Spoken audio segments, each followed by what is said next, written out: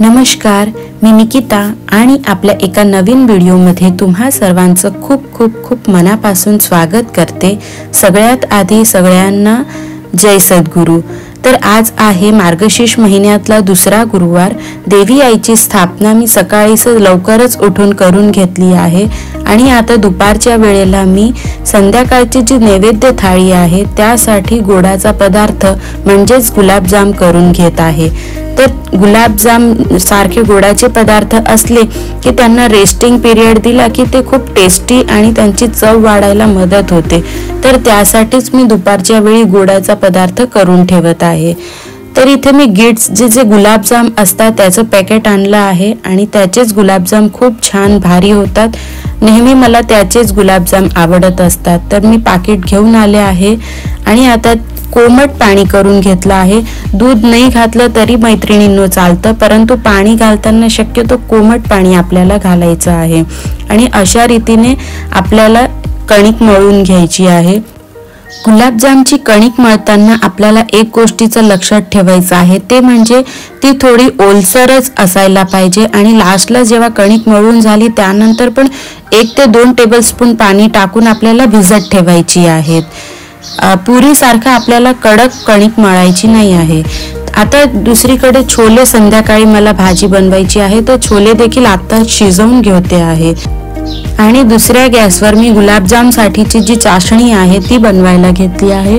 त्या पॅकेटच्या अकॉर्डिंगच मी माप ठेवते, फक्त त्या सांगितलं असतं त्याहून अर्धा कप नेहमीच मी कमी साखर घेत असते। तर इथे गुलाबजामची जी चाशणी आहे ती तयार झाली आहे। लास्टला मी चिमूटभर मीठ आणि वेलची पूड घालून घेते आहे आणि एक मिक्स देऊन देते आणि आपल्याला ही चाशणी थंड करायला ठेवायची आहे।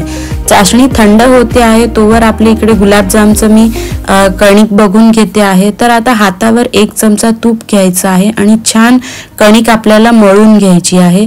जितके छान आपण कणिक मळतो तेवढे आपले गुलाबजाम खूप छान गोल आणि क्रॅक नाही आहेत गुलाबजामुनवर। तर एक गोष्ट लक्षात ठेवायची आहे की आपल्याला खूप व्यवस्थितरित्या मळून घ्यायची आहे कणिकला। कमीत कमी 10 ते 12 मिनिट आपल्याला अशाच रीतीने कंटिन्युअस कणिकला मळून घ्यायची आहे आणि त्यानंतर मग इक्वल साइज ज्या वेळेला गुलाबजाम आपण डीप फ्राय करणार त्यावेळेला मात्र आपण टाकायच्या आधी आपल्याला त्यांना शेप देऊन घ्यावा लागेल, कुठे क्रॅक नाही ना ती गोष्ट आपल्याला ध्यानात घ्यावी लागेल। तर इथे मी इक्वल साइजचे सगळे गुलाबजाम करून घेत आहे आणि आता डीप फ्राय करताना तुम्ही बघू शकतात मैत्रिणींनो, त्यावेळेला मी अगदी व्यवस्थित शेप देण्याचा प्रयत्न करत आहे। कारण होतं काय की थोडी पण हवा लागली गुलाबजामच्या या बॅटरला की ते पीठ कडक होतं आणि तसेच गुलाबजाम आपण तेलात टाकले की मग तेव्हा ते क्रॅक होण्याची शक्यता असते। तर तसं न करता प्रत्येक गोळा आपल्याला पुन्हा मळून घ्यायचा आहे आणि गोल शेप देऊन मग डीप फ्राय करायला टाकायचा आहे। आता इथे तेलात टाकल्यानंतर पण लगेचच आपल्याला चमचा टाकायचा नाही आहे तेलामध्ये, तर त्यांना तळण्यासाठीचा जो पिरियड आहे तो द्यायचा आहे। त्यांची वरची लेयर अगदी छान कुरकुरीत झाली की त्यानंतर आपल्याला चमच्याने हलवून घ्यायचं आहे आणि काढून घ्यायचे आहेत। तर अशा रीतीने गुलाबजाम तयार झाले होते आणि त्यांना मी थंड देखील करून घेतली आहे। गुलाबजाम आणि चाशणी दोन्ही थंड झाल्यावर आता इथे मी त्यांना मिक्स करून घेत आहे, म्हणजे संध्याकाळपर्यंत छान गुलाबजाम मध्ये चाशणी मुरून जाईल आणि त्यांचा जो रेस्टिंग पिरियड आहे त्यानुसार त्यांची चव आणि टेस्टही मस्त होईल। तर अशा रीतीने दुपारच्या वेळेलाच माझं गुलाबजाम तयार झाले होते, सोबतच छोले देखील शिजवून झाले होते। आता थोडा रेस्ट घेतल्यानंतर मग आपण नैवेद्य थाळी बनवायला घेऊ। आता वाजले सायंकाळचे 5, तर त्यावेळेला मी डाळ शिजवायला ठेवली आहे। मुगाची डाळ शिजवते आहे डाळ भातसाठी आणि कणिक मळून घेते आहे पुऱ्यांसाठी। पुऱ्यांची कणिक मळताना आपण गव्हाच्या पिठासोबत थोडं रवा टाकला बारीकवाला तर पुऱ्या खूप कुरकुरीत होतात। तर अशा रीतीने पुऱ्यांचे पीठ मळून त्यांना पण सेट करायला ठेवले आहेत। गुलाबजाम इथे तयार झाले आहे। रात्रीच्या वेळेला आपल्याला जितके गुलाबजाम लागणार आहे तेवढे मी काढून घेते आहे एका बाउलमध्ये आणि बाकीचे गुलाबजाम वेगळ्या कंटेनरमध्ये काढून फ्रीज करून घेणार आहे। अजून आपल्याला स्वयंपाकापुरता वेळ आहे, त्यामुळे अजून ते गुलाबजाम छान मुरतील। इथे मी एक गुलाबजाम तुम्हाला काढून दाखवत आहे की त्याचा शेप आणि बिलकुल पण क्रॅक नाही गेला आहे आणि आतपर्यंत त्याची चाशणी मुरत आहे। सेंटरला थोडी बाकी आहे, परंतु आपल्या स्वयंपाकाला अजून वेळ आहे, तोवर आपले गुलाबजाम अगदी छान तयार होऊन जातील। छान स्पॉन्जी आणि रंग देखील सुरेख आला आहे गुलाबजामला। तर अशा रीतीने गुलाबजाम बनले तर नक्कीच खूप छान मस्त होतात। अगदी बाहेरचे गुलाबजाम असतात त्याच रीतीने, फक्त गरम चाशणी किंवा गरम गुलाबजाम आपल्याला मिक्स नाही करायची आहे, नाहीतर ते अगदी वाफवलेले असतात, तर ते टेस्टला एवढे खास लागत नाही। आता जे भाजी बनवायची आहे छोलेची, तर ती मी कांदा लसूण बिना बनवायची असते। तर इथे मी कोथिंबीर, आलं आणि मिरची घेतली आहे मिक्सरच्या भांड्यात, सोबतच टोमॅटो, तर 3 मोठे टोमॅटो घेतले आहेत। आपण कांदा खोबरं असं घालणार नाही आहोत, त्यामुळे मग मी टोमॅटोलाच ग्रेव्ही म्हणून यूज करणार आहे। सोबतच त्याची रेसिपी देखील मी तुमच्या सोबत शेअर केली आहे, तर व्हिडिओ शेवटपर्यंत नक्की बघा। इथे टोमॅटो चॉप करून झाले आहेत आणि मिक्सरला आपण आता त्याची ग्रेव्ही करून घेऊ। भाजीच्या ग्रेव्हीची तयारी करतानाच मी डाळला जी फोडणी द्यायची आहे, टोमॅटो, मिरची, कोथिंबीर आणि कढीपत्त्याची, तर हे सगळे जिन्नस काढून घेतले आहे, टोमॅटो चॉप करून घेतले आहे।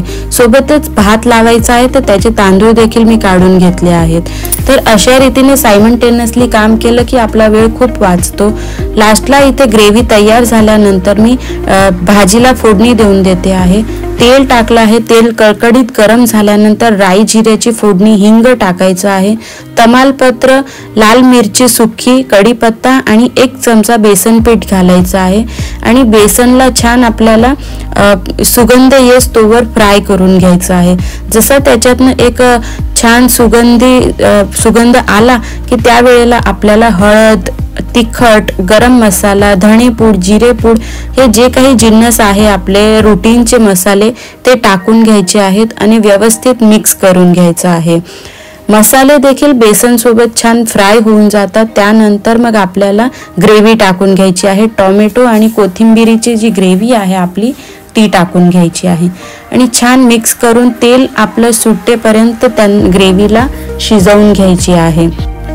कुठलीही भाजी टेस्टी चवदार होण्यासाठी 2 महत्त्वाचे पॉइंट्स असतात। पहिलं म्हणजे त्याचे इन्ग्रेडियंट्स आणि दुसरं म्हणजे ती शिजवायला आपण मंद आचेवर बराच वेळ ठेवली की त्याचा टेस्ट अजून वाढतो आणि जर आपण असंच ग्रेव्ही न शिजवता थोडीफार शिजल्यावर लगेच भाजी टाकली की त्याची टेस्टवर लगेच परिणाम होतो।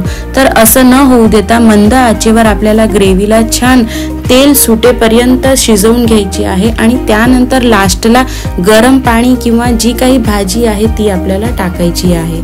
चवीनुसार मीठ आणि साखर घालून घेतली आहे। त्यानंतर डाळ शिजली होती तर त्याला देखील फोडणी देऊन देते आहे। डाळला फोडणी देता देता इकडे माझे तांदूळ देखील धुतले गेले आहे आणि ते कुकरला लावून दिले आहे। डाळला फक्त फोडणी दिली आहे आणि लगेचच भात लावून घेतला आहे। लास्टला जेव्हा आपण जेवण तयार होऊन जाईल त्यावेळेला आपण चालू डाळला उकळी आणू शकतो। आता दोन्ही गॅस चालू आहे, तोवर मी पुऱ्यांचं जे कणिक मळली होती त्यांच्या पुऱ्या इक्वल साईजचे गोळे करून घेतले आहेत आणि पुऱ्या बनवून घेते आहे। आपली भाजी तयार होते तोवर आपल्या पुऱ्या अर्ध्याच्या वर झालेल्या असतील आणि अशा रीतीने आपण स्टेप बाय स्टेप कामं करत गेलो की पुऱ्यांचा स्वयंपाक असो किंवा पुरणपोळ्यांचा अगदी 1 ते 1.5 तासात झटपट तयार होऊन जातो। तर इथे ज्या माझ्या पुऱ्या तयार झाल्या होत्या त्यांना मी गॅस चालू करून लगेच डीप फ्राय करून घेते आहे। पुऱ्यांची कणिक मळताना जसं मी आधी तुम्हाला सांगितलं त्यानुसार 1 किंवा 2 टेबलस्पून रवा टाकला की पुऱ्या छान कुरकुरीत होता आणि एक पुरी आपली फुलते। तर आपला स्वयंपाक तयार झाला आहे आणि आता मी ताटात स्वयंपाक वाढून घेते आहे आणि अशा रीतीने आपली नैवेद्य थाळी तयार आहे। इथे देवीला नैवेद्य दाखवून देऊ, सोबत नैवेद्य आरती करून घेऊ। तर मैत्रिणींनो, आजचा माझा व्हिडिओ तुम्हाला कसा वाटला कमेंटमध्ये नक्की सांगा आणि व्हिडिओ आवडला असेल तर प्लीज चॅनलला लाईक, शेअर, सबस्क्राईब करायला विसरू नका आणि हो, जेव्हा सबस्क्राईब कराल तेव्हा बाजूला असलेल्या बेल आयकॉनला क्लिक करा, म्हणजे माझ्या अशाच नवनवीन व्हिडिओचे नोटिफिकेशन तुम्हाला मिळत राहतील। भेटूया एका नवीन व्हिडिओमध्ये. तोपर्यंत सर्वांना जय सद्गुरू.